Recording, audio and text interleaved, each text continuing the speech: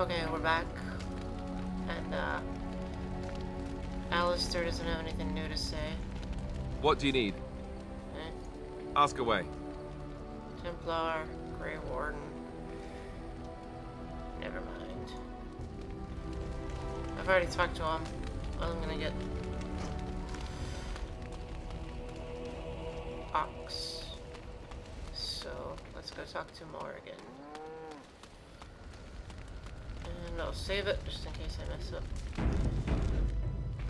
Let's give her the gift first. What do you wish of me? Oops. Let's see. Other.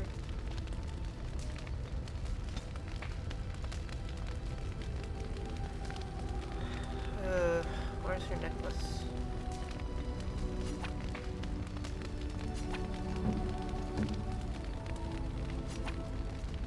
A fine gift. You have my thanks. Yeah, she liked it. Yeah. What do you wish of me? If you Okay, must. What do I ask about first? Yeah, let's start there. Well, that depends, does it not? What does she seem to be? A powerful, say human. Oh, she certainly was human. Once. Tell me, how much do you know of the tale? The one that the chastened still tell of my mother, to frighten them into obedience. Heard a little of it. No doubt such a tale has mutated much over time and telling. I can relay what Flemeth once told me herself, and you can decide whether or not 'tis the truth, if you desire. Sorry, I've been mumbling.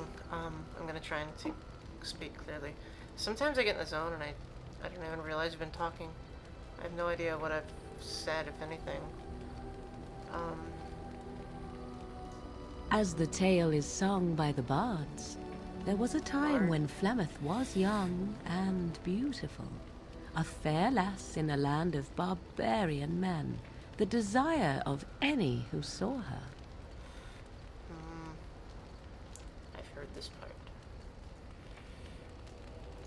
The tales say that Flemeth fell in love with Osen the bard, and fled the castle of her husband, the dread Lord Conobar, and that he swore vengeance for her infidelity. In truth, my mother claims that 'twas Osen who was her husband, and Conobar the jealous lord, who looked on from afar. Lord Conobar approached young Osen and offered him wealth and power in exchange for his lovely wife, and Osen agreed.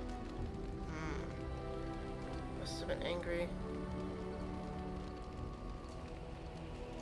The life of a bard is a poor one, and love fades in the wake of hunger. 'Twas Flemeth who suggested the arrangement. All would have been well had Lord Conobar kept his end of the bargain. But he was a foul man who bargained with coin he did not possess. Osen was led off to a field and slain, left for dead. Flemeth spoke to the spirits and learned of the deed, and swore revenge.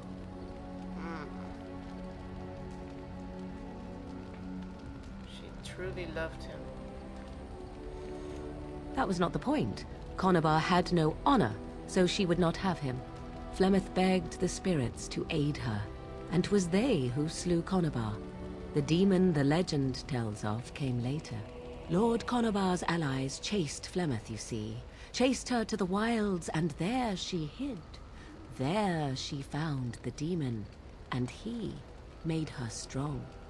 The legends all speak of the great hero Cormac, he who defeated Flemeth and her great army when she invaded the lowlands centuries later. All lies. Of course, someone would say that. She never invaded even my people. The truth of the matter is that there was never an invasion. As Flemeth tells it, the Chastened never raised an army under her banner, and she never fought with any warrior named Cormac. Cormac led a brutal civil war against his own people, and later claimed it was to vanquish evil that had taken root amongst the lords. Thus, he was hailed a hero. Flemeth was only attached to the legend much later. Perhaps 'twas due to the great war with the Chastened that eventually came, but Mother claims not to know how it began. Do you believe her version? How is it that Flemeth survived so long? Legends tell.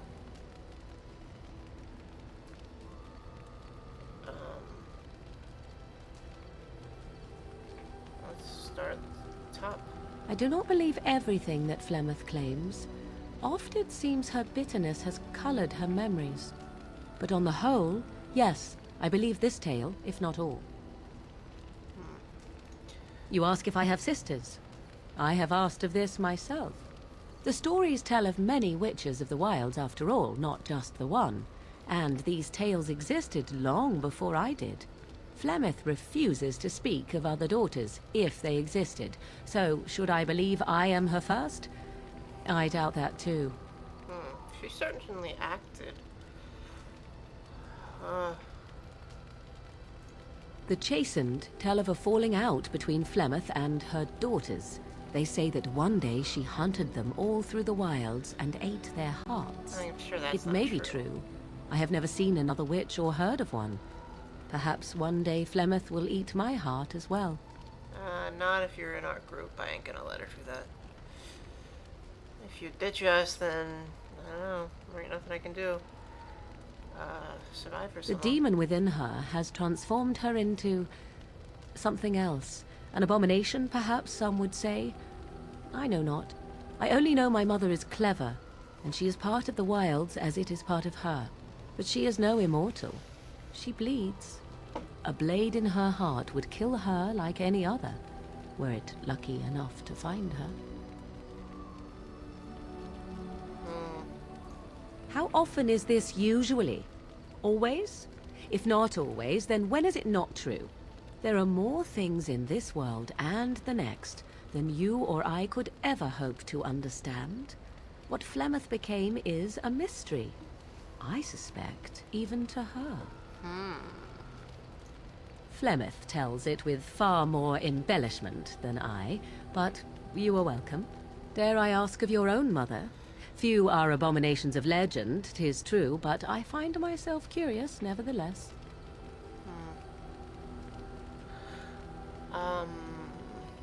That ends it. That's rude. I'm gonna try this one. Nothing. I wish to know nothing more. I find myself a little envious, to tell the truth. But it matters not. Let us move on. +5. Wow. That's pretty good. I don't know if I got that last time. Okay. Let's save it. Couldn't have done much better there. Yeah, I think, I love her is better than, the other two choices. What do you wish of me? I'd like to ask If you must. something.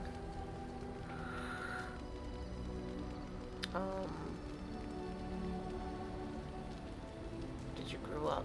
Why do you ask me such questions? I do not probe you for pointless information, do I? You can probe me anytime.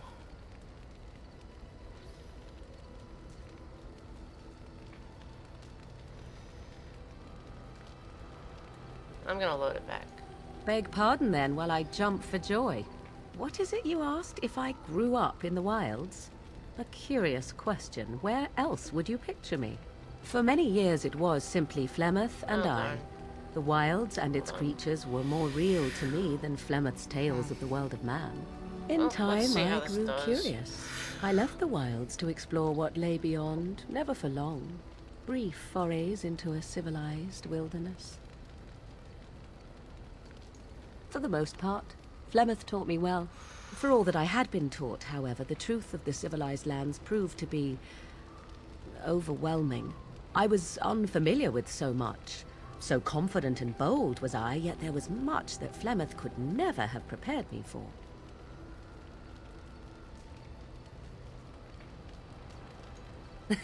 Equal parts daring and foolhardy, perhaps. Only once was I accused of being a witch of the wilds, and that by a chastened who happened to be traveling with a merchant caravan. He pointed and gasped and began shouting in his strange language, and most assumed he was casting some curse upon me. I acted the terrified girl, and naturally, he was arrested. Ha ha ha. Quick thinking. Men are always willing to believe two things about a woman. One, that she is weak, and two, that she finds him attractive. I played the weakling and battered my eyelashes at the captain of the guard. Child's play. The point being that I was able to move through human lands fairly easily. Whatever humans think a witch of the wild looks like, 'tis not I. Not that I did not have trouble.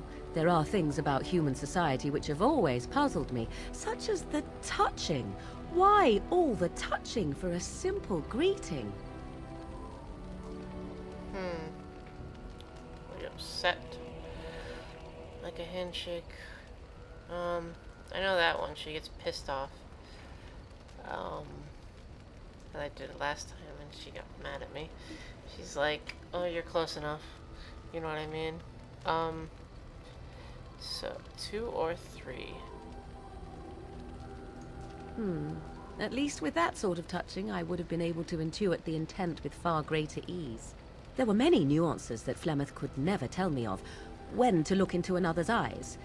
How to eat at a table. How to bargain without offending. None of these things I knew.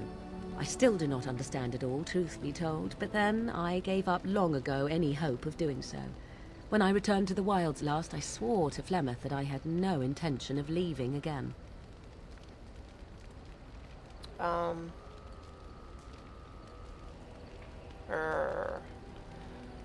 I guess the joke's on you then.